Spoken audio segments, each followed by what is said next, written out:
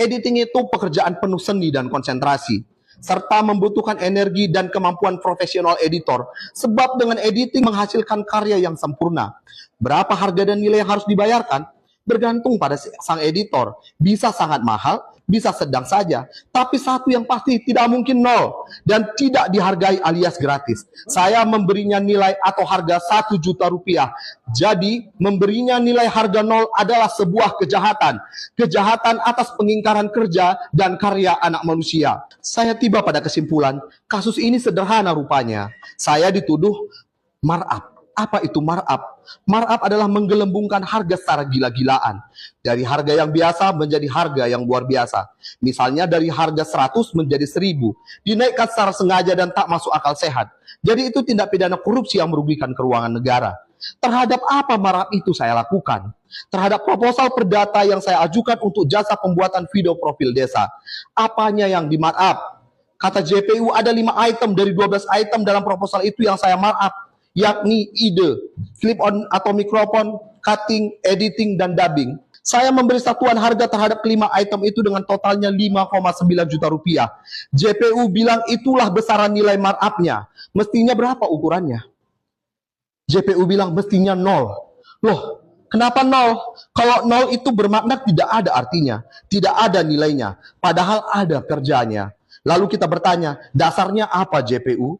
Dasarnya audit yang dilakukan oleh Inspektorat Kabupaten Karo nomor 024-LHP-K-2025 tanggal 13 November 2025 yang ditandatangani oleh Inspektur Sodes Sembiring tentang laporan hasil audit perhitungan kerugian negara atas dugaan tindak pidana korupsi pada kegiatan pengelolaan dan pembuatan jaringan komunikasi dan informatika lokal desa di Kabupaten Karo tahun 2020 sampai 2022. Disinilah awal muasal epicentrum letak kesalahan fatalnya. Meski sudah dibantah dan dibuktikan tidak benar dalam proses persidangan, JPU tetap ngotot memakai sebagai satu-satunya dalil membuktikan dakwaan dan tuntutannya.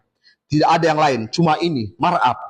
Lalu mari kita bedah jalan pikiran jaksa penuntut umum dan inspektorat yang menolkan kelima jenis kreativitas dan pekerjaan akibat majunya teknologi itu.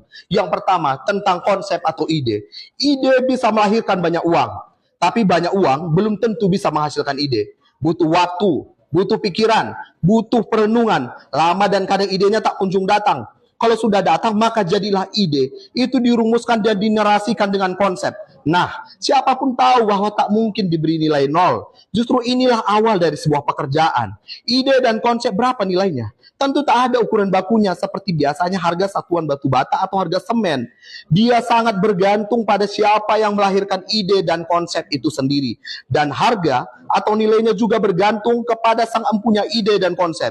Jadi dialah yang paling berwenang dan berdaulat menentukan harganya. Jika kemudian dia memberi harga 2 juta rupiah, itulah nilainya. Jika si penerima kerja hendak menawarnya dan kemudian sama disetujui, misalkan menjadi 1 juta rupiah, maka itulah nilainya. Tapi satu hal yang pasti tidak mungkin 0.